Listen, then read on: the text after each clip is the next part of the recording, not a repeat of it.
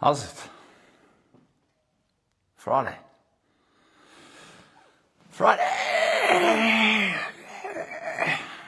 And then, for me, sure, I get to escape work a little bit.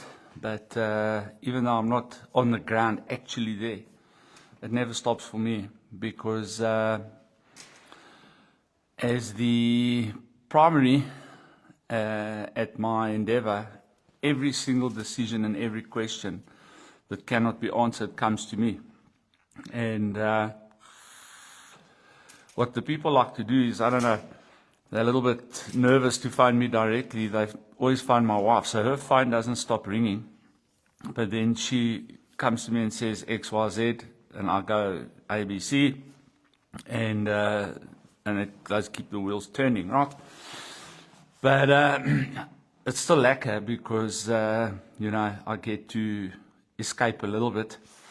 And I go see my psychiatrist on Sundays and Saturdays. Saturdays and Sundays I see my psychiatrist.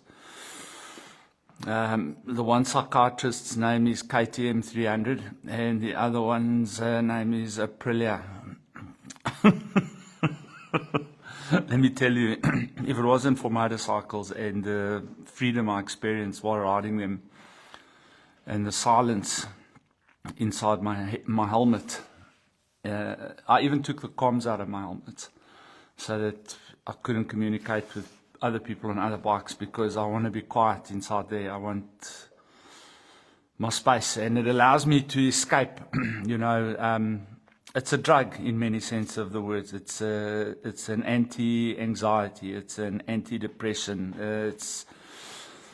That's what I do. I speak to God a lot, but the reality is that sometimes it's not all that is required, and God has put these things available to us to just escape reality for a little bit, right? But anyway, that being said, what do we need to escape reality from? Now, once again, on all the news stations this morning, for those of you that come to me and rely upon me, it's always a mistake to rely upon me for news, because I read everything.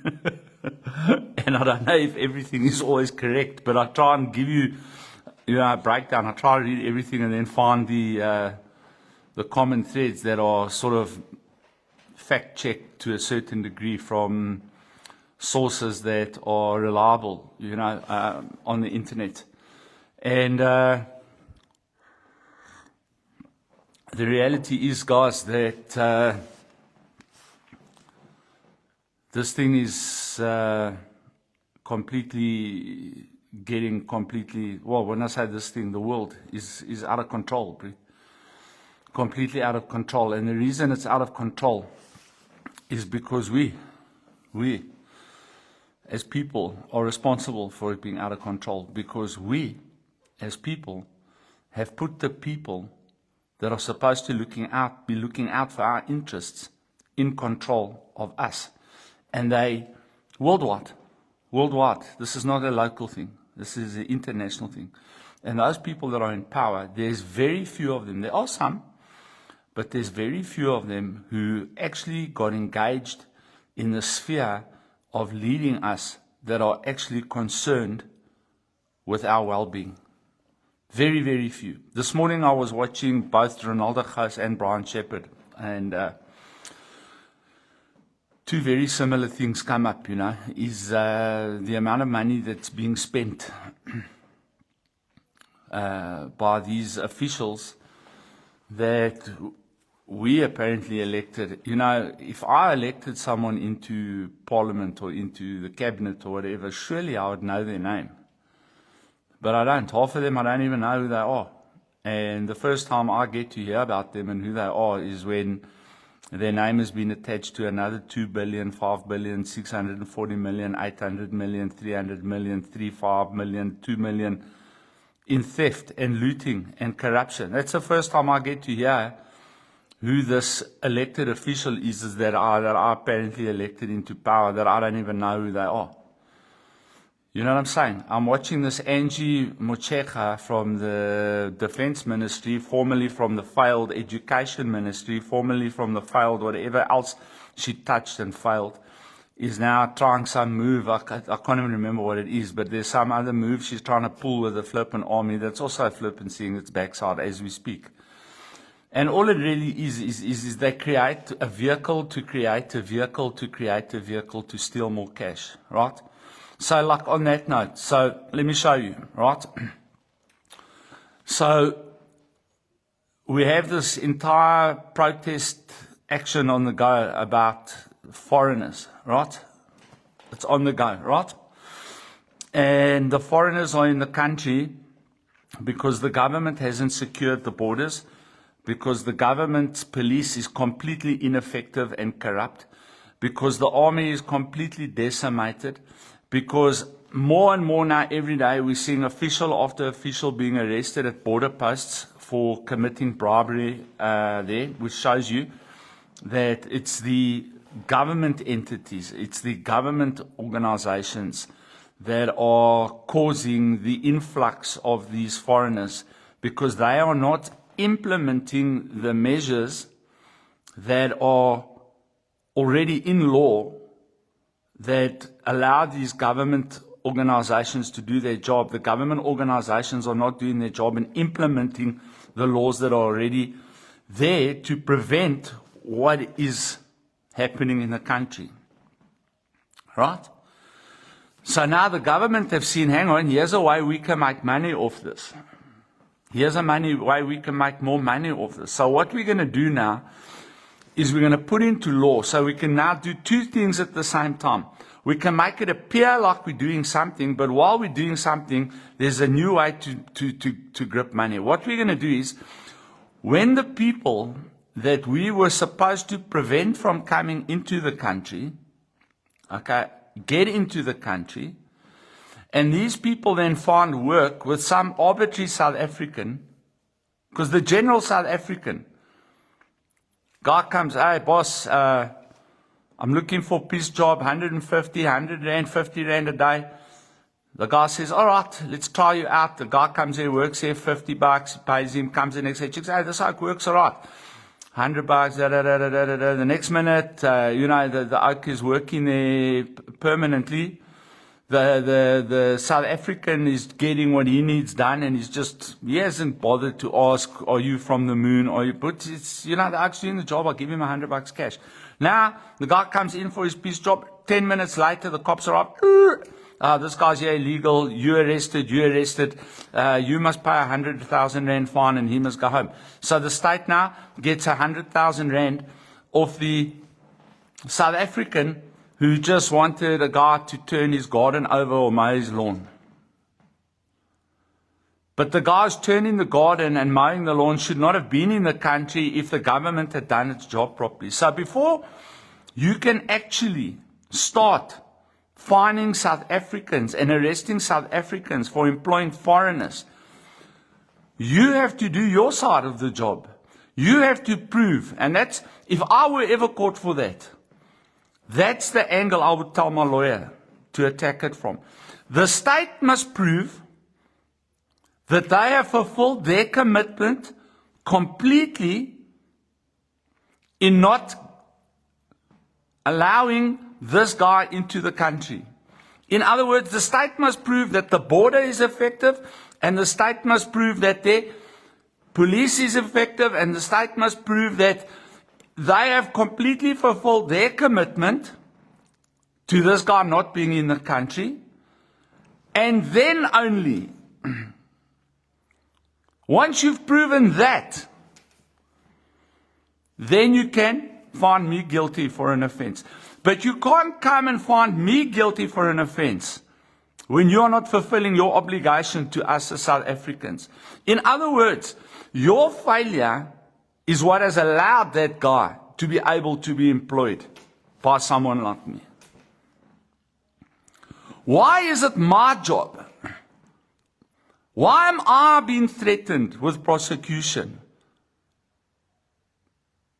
when you are the reason that person is here? Do you understand where I'm coming from? You know? It's ridiculous. But this is what they do. They create failure so that they can present a solution, but the solution is not going to cost them anything. It's going to cost you and me. Always. It never costs them a thing. And you know why it doesn't cost them a thing? Huh? Because, as Ronaldo Goos exposed this morning, from an article that Newsday actually brought up, and that Athol Trollip brought up in the parliamentary meetings, all right? Because these guys are spending 6.5 billion rand a year on themselves every year, of which, are you ready for this? 4.5 billion. 3/4 of it is for protection and security. They are spending 3/4 of the executive's budget on protecting themselves from you and I. And as Goos said it, why would you want to protect yourself from the people that have put you in power?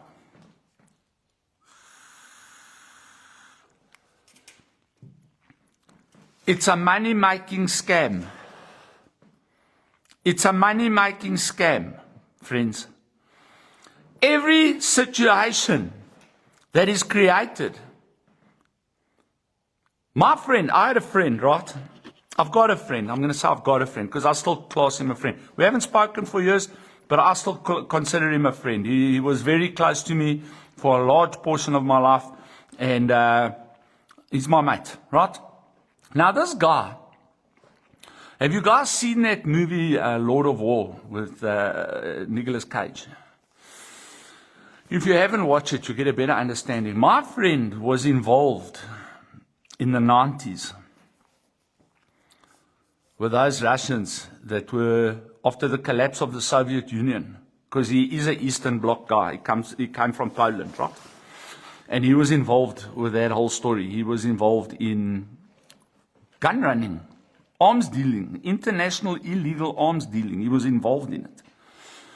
And, you know, we couldn't understand how this guy went from struggling to a millionaire and subsequently back to struggling. But he was involved in that stuff. And he said this to me.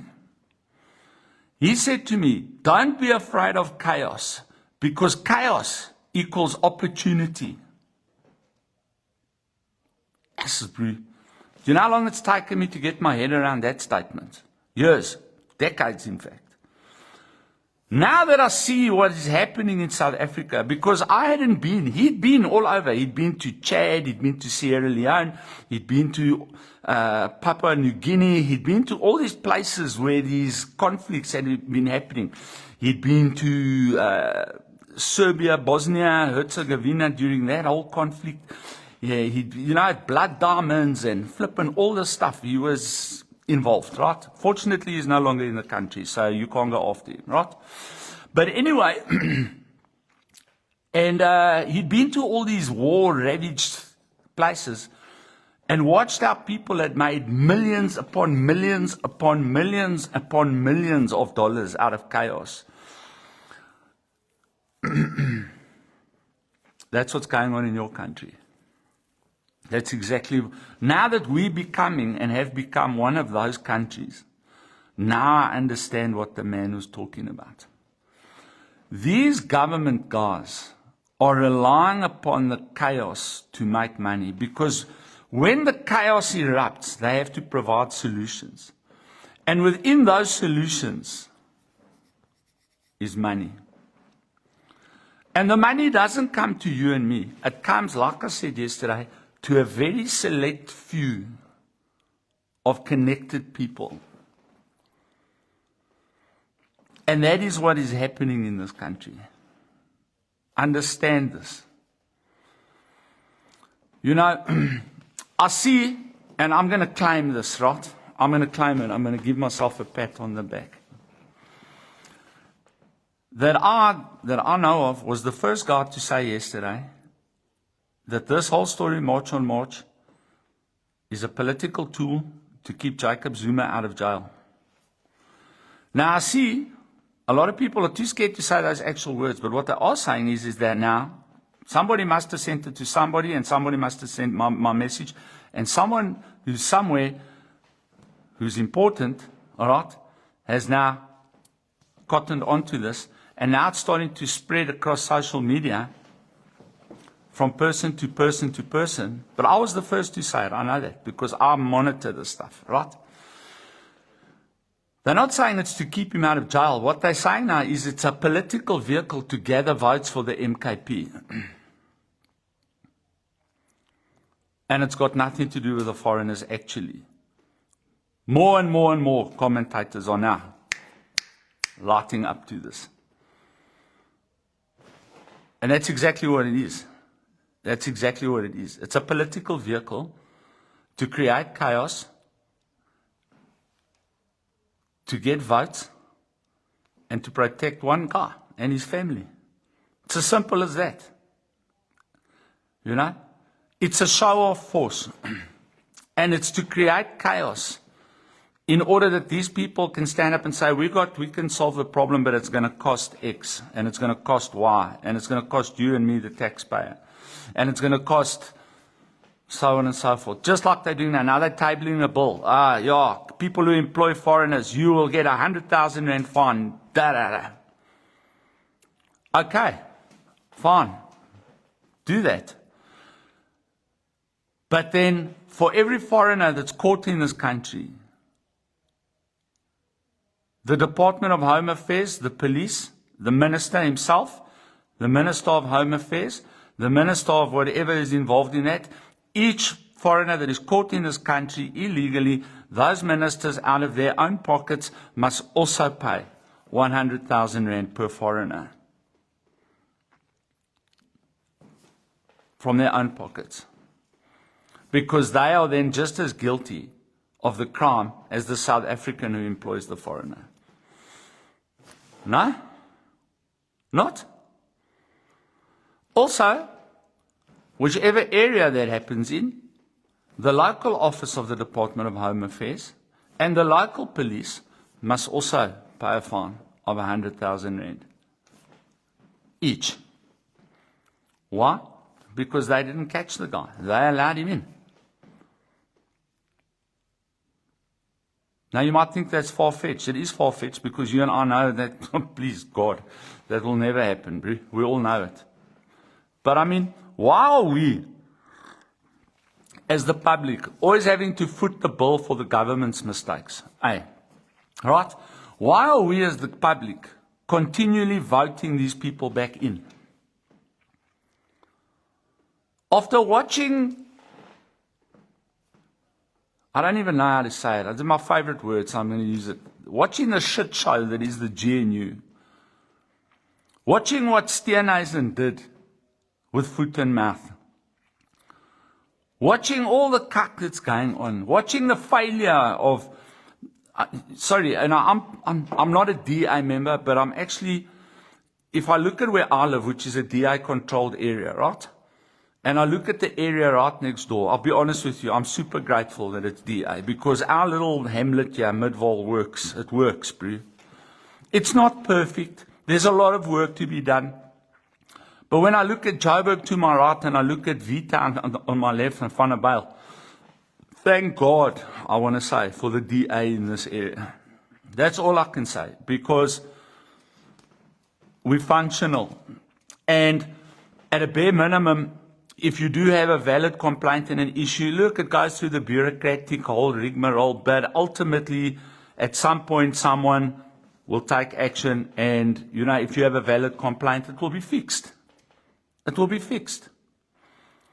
And we know that, look, as far as I'm concerned, all governments, all people in power pull moves to make extra cash, right? But I'm not going to go there. We have a clean audit. Our money goes where it's supposed to go. The roads get fixed. The electricity gets sorted. The water is running. etc., etc., etc. The rubbish, I saw the rubbish guys again yesterday coming down my road. They pick up the rubbish. There's no rubbish lying around, really. You know, if you complain about illegal dumping, they go sort it out. They pick it up. They fix it. You know, at one point our water line burst here across the road. It didn't affect me really at all, but there was water running in the road. They've got an emergency line. You phone, listen here, there's a water pipe burst. Guys, I kid you not, I kid you not. From the time I made the call to the time that those guys were on site fixing that pipe, 25 minutes. 25 minutes. Fixed, sorted, problem solved. As long as you report it, they come and sort it out. So thank God that I ended up here. When I first came here, I didn't even know that it was a DA area. That's where life took me. I landed up here. I praise the Lord you brought me here. Because if I'd have ended up, listen to me, 15 kilometers down the road. Not me. 15 kilometers that way. Not me, but not me. You know? But at the same time, when you look at what is happening nationally, on a national level, you know, it's problematic. It's problematic. These top guys are screwing the cat, my friend. And we're paying for it.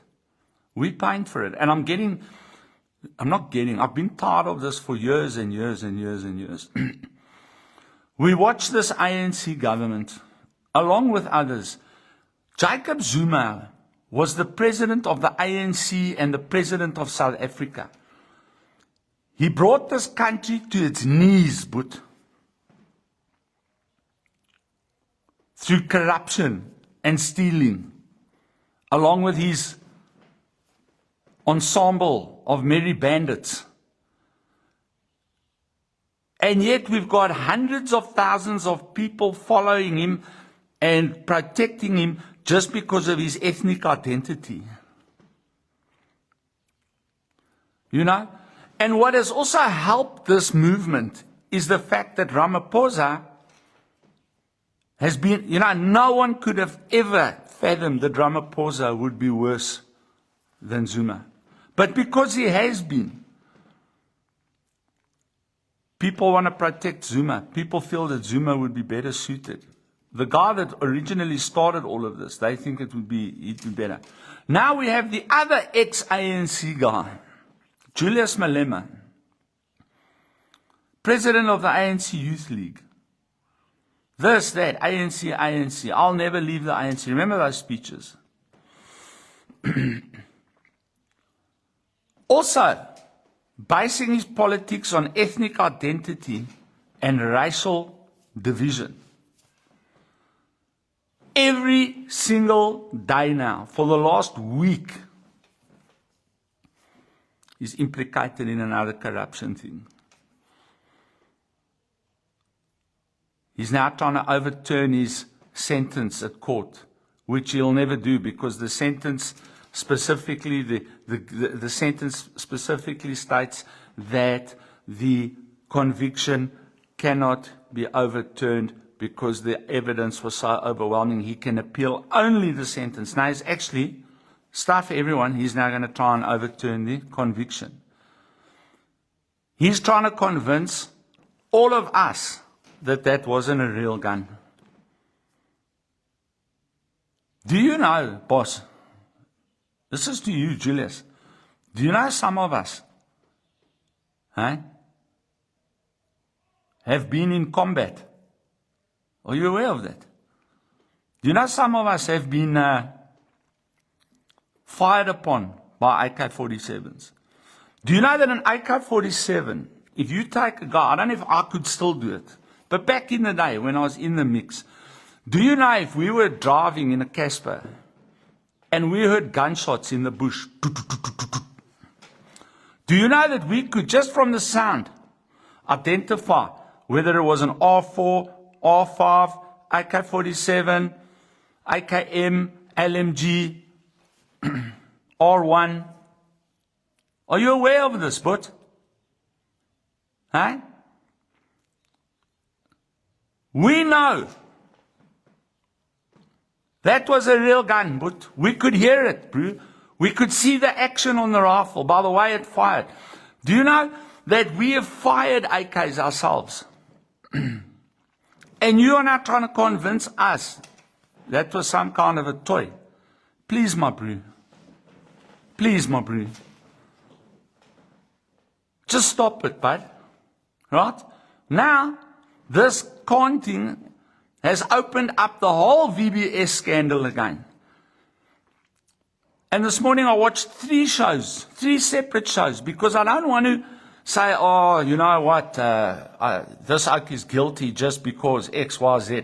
I watched 3 different shows run by people who have all 3 brought in investigators, from investigative journalists to investigators that are investigating that thing criminally. Listen, my brother, you, Floyd Shivambu, Brian Shivambu, and others were in there like skincare. There is no doubt that you benefited from the looting of the VBS Bank. But yet you'll go on show after show and try to blame the whites and racism for your criminal activities. And you know what's terrifying to me is that there's members of the public that believe you. Thousands of them, hundreds of thousands of them. 5% of our population, in fact, believe you. Now you've been implicated with cigarette smugglers and I don't know what all, bro. And manipulating parliamentary issues in order to protect people that are protecting you. And this is what I wanted to say yesterday. Thank you for remembering. Thank you for reminding me. Let me tell you my personal feeling. And I'll go look this up and see if I've got a case here. My personal feeling is that all of you that are implicated, the generals, every minister, Senzo Mchunu, Tulashi Mokhlashi, that other chick from Ekurhuleni, whatever her name is, Julius Mkhwanazi, Brian is it Molefe? Brown Mkhotsi, all of you, if you held a position in a state entity, so if you were a parliamentarian, if you were part of a police organization, a metro police organization, Department of Home Affairs, DSD, any government organization, if you held office in any government entity, you should be charged with high treason and convicted of high treason and put in prison under those charges for life, because your actions directly threatened the security of South Africa. If you want to take AfriForum and charge AfriForum and its members for treason for going to speak to America, you then have got a bigger case to answer, because your actions actually destabilized this country, actually cost South African lives, actually threatened the security of South Africa. The exact same can be said for any person from this country, that general that went and sat with the Iranians. High treason, my friend. High treason. Not a slap on the wrist. High treason. Because we know that you went there without authority. And we know that you went there to plot nefarious schemes without the approval of the South African public at large. And your actions, Cyril Ramaphosa, Gwede Mantashe, Fikile Mbalula, etc., etc., your actions by supporting the IRGC in its terrorism around the world, has put South African lives at risk, you are guilty of treason. You are guilty of treason. And it is even more evident because what have we gained from Iran that we couldn't get from anywhere else in the world? The same can be said for your support of Nicolas Maduro, the drug smuggler. Which is why we can start understanding why we have the problems in here with cartels and drug mafias. Because Iran and Afghanistan and all of that give us heroin. And Maduro and his mates give us cocaine and crystal methamphetamine. How do we know that? They've just bust a 100 million rand lab in Swaziland with Latin American people working there, Mexicans working there, cooking crystal meth to sell to our children and other people's children, I'm sure, around the world. You are committing treason. You are selling out your country.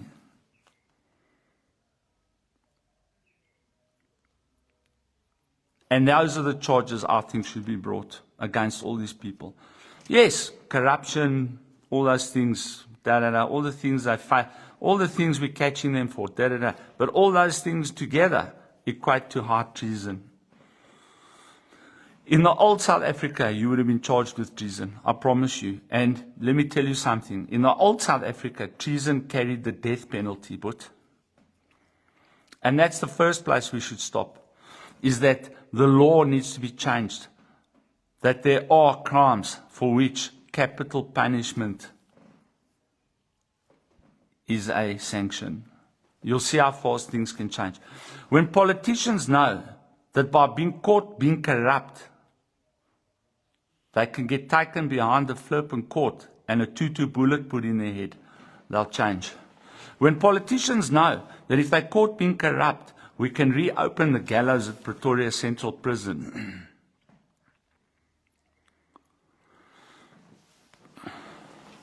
This is why this whole cabal at the top needs to go. You know, I've always said I'm apolitical, right? But let me tell you something. The only people that I can see that can provide a viable solution for all of this, all right, is the organic humanity movement. Look, I'm sure they've got their own agendas in that. But go look at it. OHM, go to their website. Go and look at what they say. I'm not saying join. Just go look at what they say. Go look at what they say. And see what they're saying. Decentralize this government. Make voting about individuals, not parties. And you'll see things will change. Change the law. The Constitution has to be completely overhauled. Because the Constitution was done in a rush. Because the people that wanted to take power couldn't wait to get their greasy little paws on the state treasury. And they structured that Constitution to make it virtually impossible to hold people accountable. That thing has to be completely revamped. That's my 5 cents for today. Why are you still voting for these people? Vote for, like I said, people that are completely outside of this cabal. Completely. None of these parties in this current system are going to provide solutions for you because they're all protecting each other, because they're all involved. I'm telling you again. Not the ANC, not the DA, not the flippin' MKP, not the EFF, none of them that are in parliament now. Not even, out of all of them there, my biggest hope would be FF+, but not even there. You know, everyone has been there for years. They're dinosaurs there already. They're dinosaurs, but we need a fresh, new, young. I advocate for young people to come and take the ropes. Get rid of these dinosaurs that come out of archaic political systems. We need fresh blood, fresh brains, fresh ideas. And that's what other new, young people are offering us, with new ideas. This idea comes from a young lady who started this thing. A young lady. Go check it out. OHM. OHM. Just go have a look. Lekker. Have a good day. Cheers.